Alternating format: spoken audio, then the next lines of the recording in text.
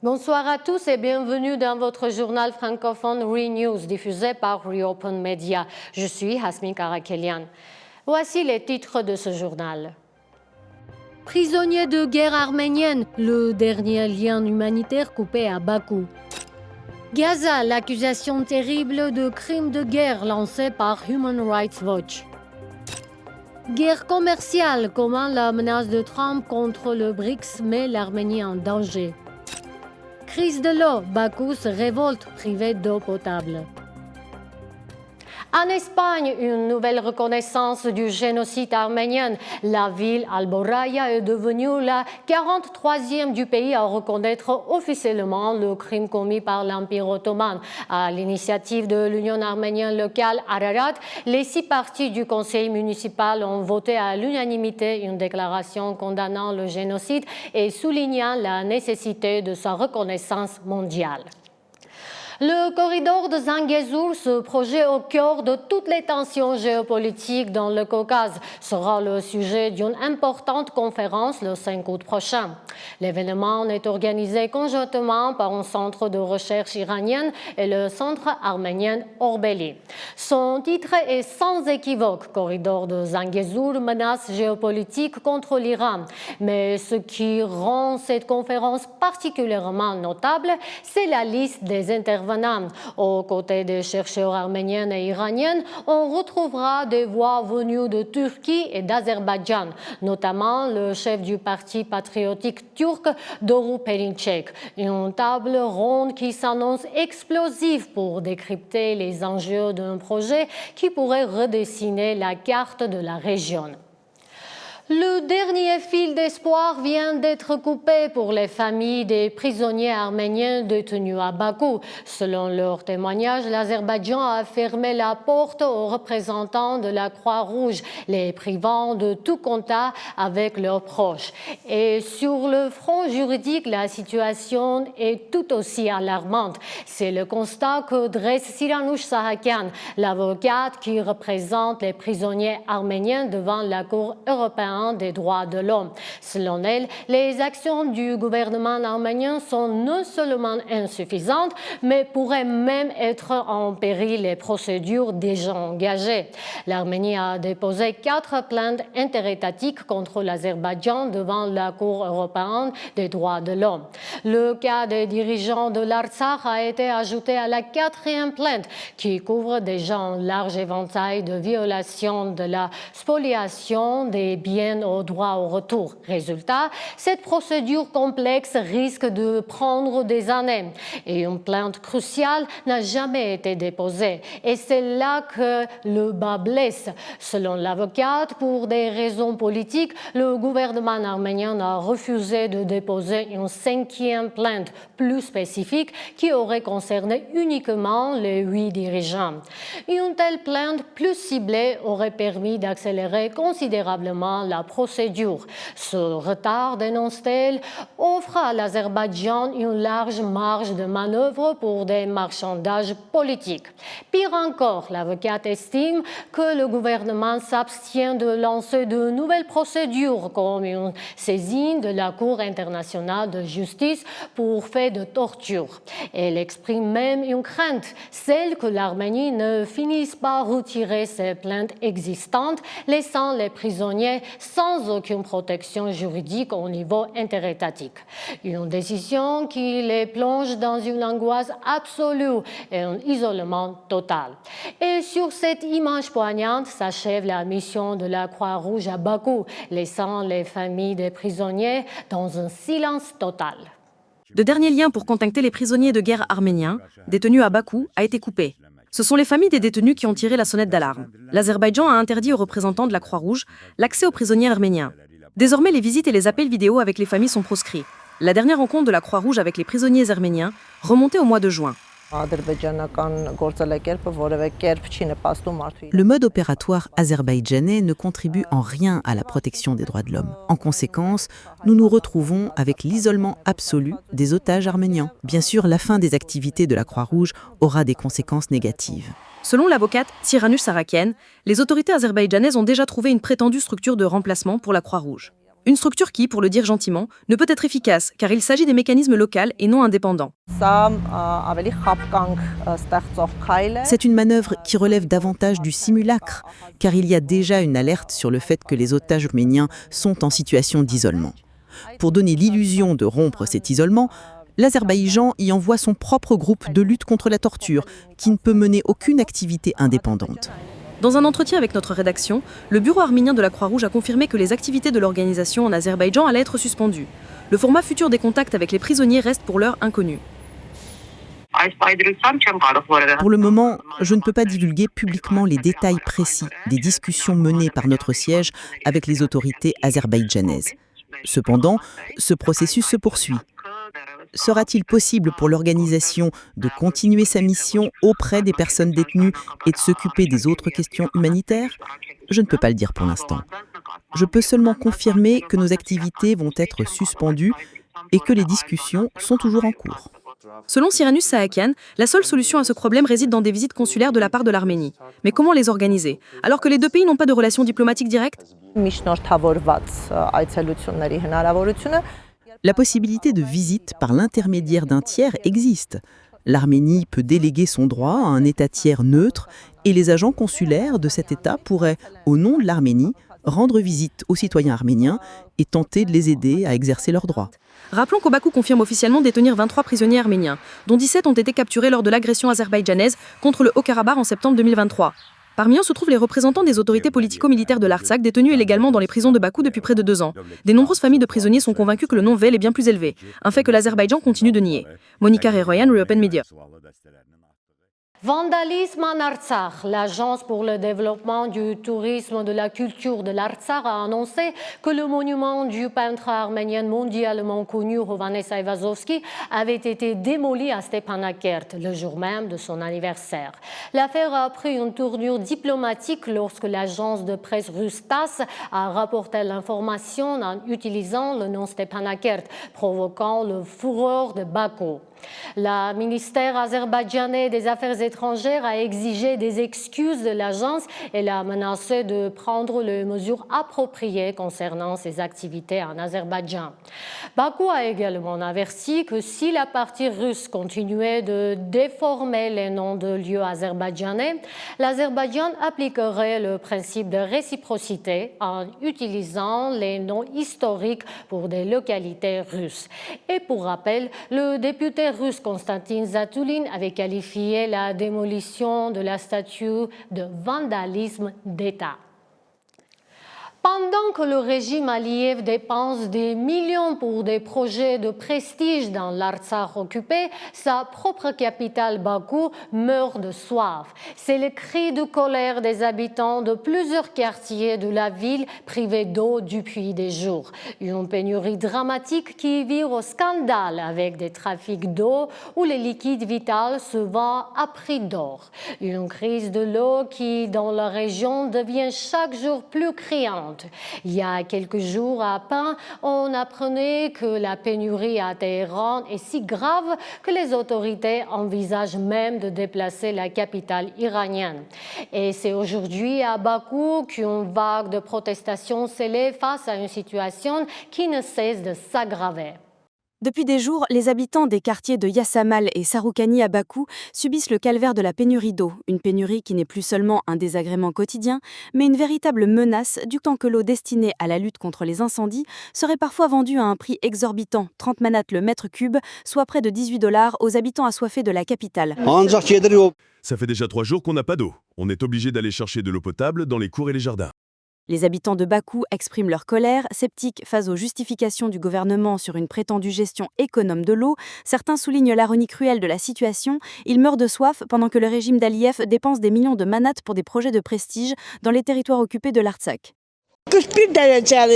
On ne peut plus vivre dans cet immeuble, il n'y a pas d'eau. Comment en sommes-nous arrivés là ? Je rentre du travail, je prends mon salaire et je vais acheter de l'eau. La vague de protestation des citoyens est forte. Ils exigent des solutions immédiates pour garantir leur droit le plus fondamental, l'accès à l'eau. Cette situation illustre comment l'instabilité politique, la corruption et l'inefficacité du gouvernement peuvent conduire à des crises sociales dont les premières victimes sont, comme toujours, les citoyens ordinaires.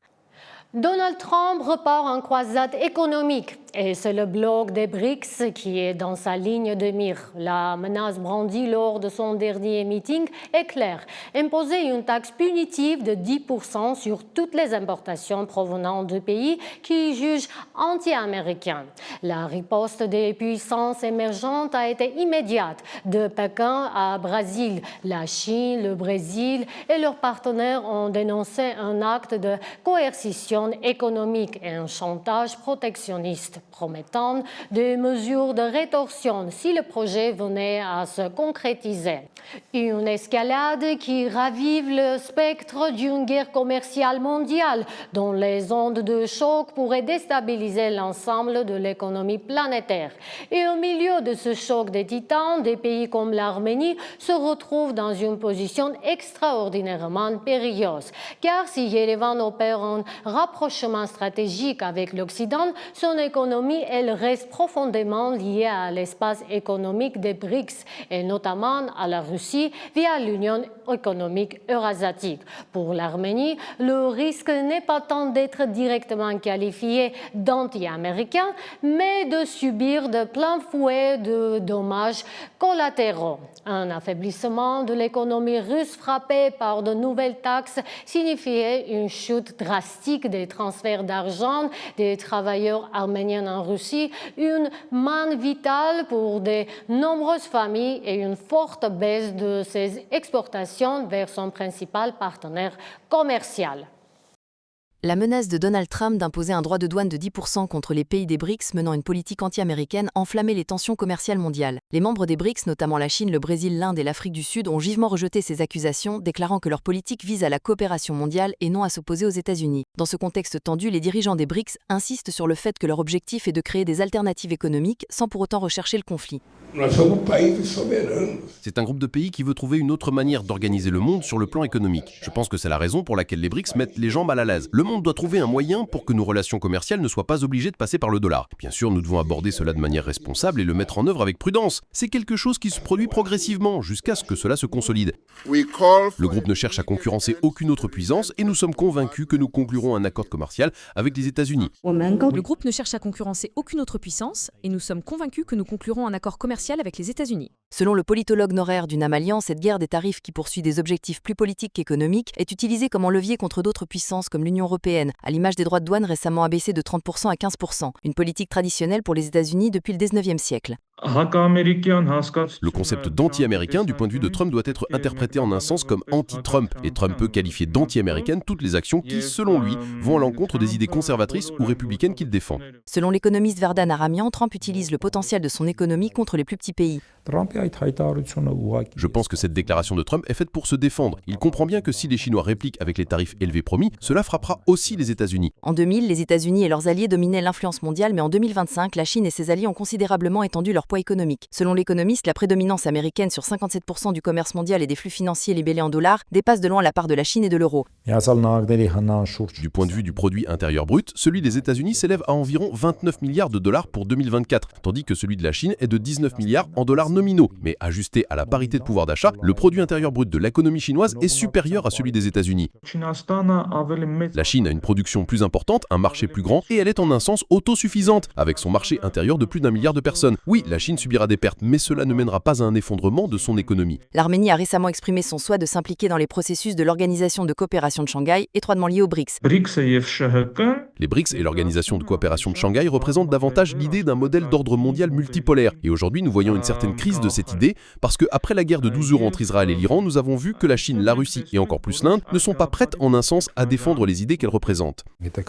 Si nous sortons de la politique, la pure logique économique et les chiffres suggèrent qu'il est préférable pour nous de nous tourner vers le marché américain plutôt que le marché chinois en termes de commerce. Sans parler du facteur russe, car la Russie est aussi membre des BRICS. L'Arménie est déjà membre de plusieurs grandes organisations. Pour les petits États, le développement économique dépend souvent de l'accès au marché extérieur. D'un point de vue économique, le plus important pour un petit État est d'avoir accès à un grand marché, pour pouvoir y orienter sa production si nous parlons de l'Union économique eurasiatique. Dans ce contexte, les processus des BRICS et de l'OCS avec la participation de petits États comme l'Arménie contribuent selon les experts à la formation d'alternatives économiques en élargissant les opportunités commerciales et en réduisant la dépendance à l'égard de marchés unilatéraux. Anna Rutunian, Rue Open Media.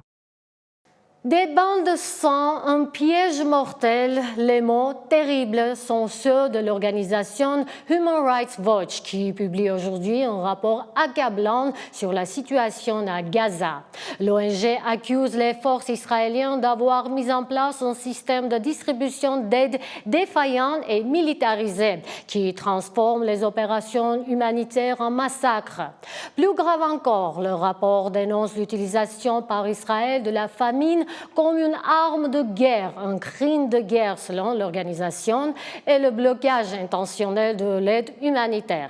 Face à cette catastrophe, la France annonce une nouvelle opération de largage d'aide. 40 tonnes de vivres seront larguées dès aujourd'hui depuis la Jordanie. Une aide d'urgence qui reste de l'aveu même du ministre des Affaires étrangères français, Jean-Noël Barrot, évidemment insuffisante.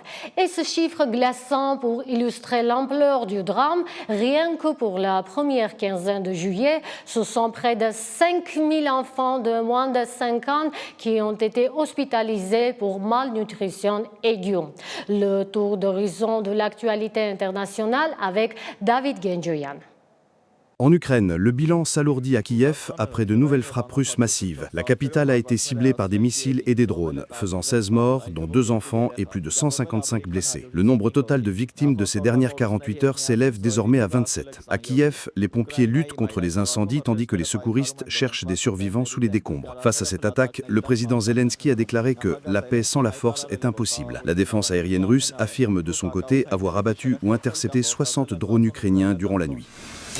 Une attaque qualifiée de répugnante par le président américain Donald Trump, qui a annoncé de nouvelles sanctions, tout en répétant que la guerre en Ukraine était la guerre de Biden et non la sienne.